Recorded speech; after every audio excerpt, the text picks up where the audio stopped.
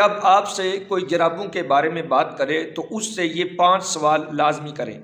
پہلا سوال کہ کیا نبی علیہ السلام کے دور میں یہ والی جرابیں تھیں یا چمڑے کی جرابیں تھیں اور باقی موٹی چیزوں کی جرابیں تھیں؟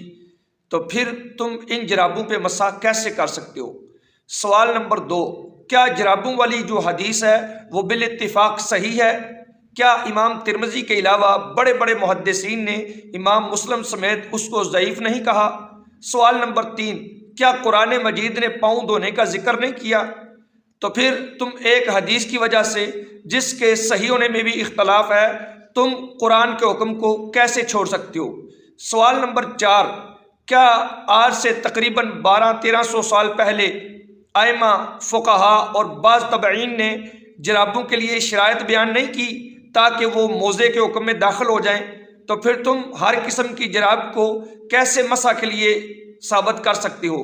سوال نمبر 5، بڑا اور گولڈن سوال، کیا جرابوں والی حدیث میں جوتوں پر مسح کرنے کا ذکر نہیں؟